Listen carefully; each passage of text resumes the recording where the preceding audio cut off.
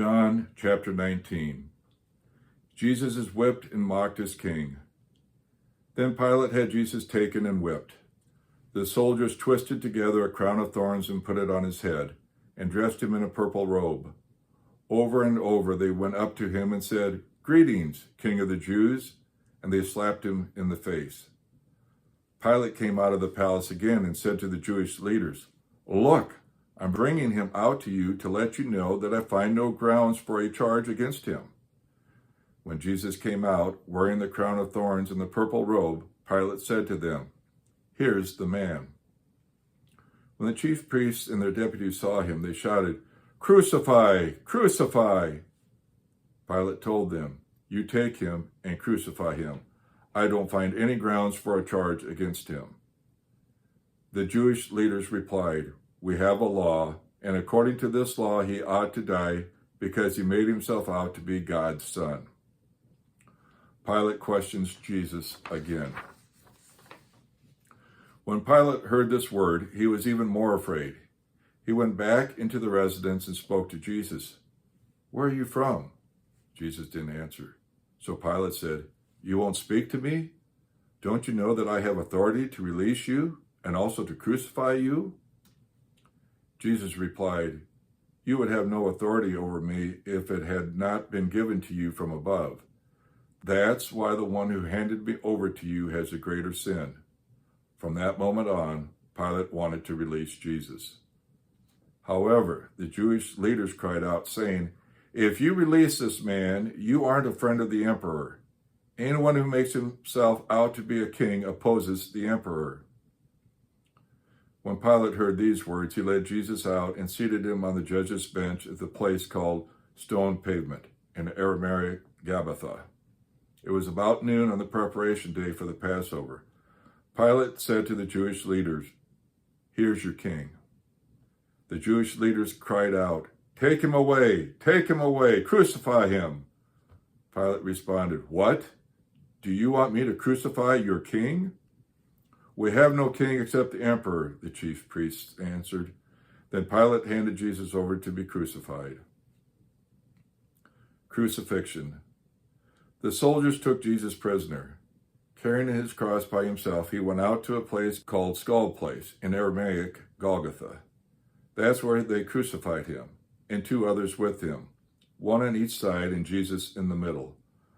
Pilate had a public notice written and posted on the cross. It read, "Jesus the Nazarene, the King of the Jews." Many of the Jews read this sign, for the place where Jesus was crucified was near the city, and it was written in Aramaic, Latin, and Greek. Therefore, the Jewish chief priests complained to Pilate, "Don't write, 'the King of the Jews,' but this man said, 'I am the King of the Jews.'" Pilate answered, "What I've written, I've written." When the soldiers crucified Jesus, they took his clothes and his sandals and divided them into 4 shares, one for each soldier. His shirt was seamless, woven as one piece from the top to the bottom. They said to each other, "Let's not tear it. Let's cast lots to see who will get it." This was to fulfill the scripture, "They divided my clothes among themselves, and they cast lots for my clothing." That's what the soldiers did.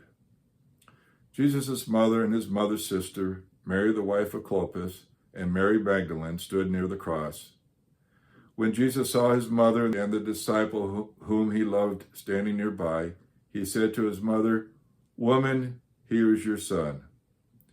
Then he said to the disciple, "Here is your mother." And from that time on, this disciple took her into his home. After this, knowing that everything was already completed, in order to fulfill the scripture, Jesus said, "I am thirsty."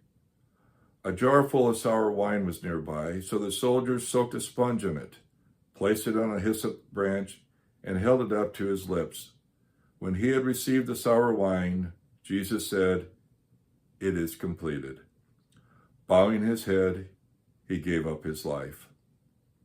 Witness at the cross. It was the preparation day, and the Jewish leaders didn't want the bodies to remain on the cross on the Sabbath, especially since that Sabbath was an important day. So they asked Pilate to have the legs of those crucified broken and the bodies taken down. Therefore the soldiers came and broke the legs of the two men who were crucified with Jesus. When they came to Jesus, they saw that he was already dead, so they didn't break his legs. However, one of the soldiers pierced his side with a spear, and immediately blood and water came out. The one who saw this has testified, and his testimony is true. He knows that he speaks the truth, and he has testified so that you can also believe. These things happen to fulfill the scripture. They won't break any of his bones. And another scripture says, they will look at him whom they have pierced.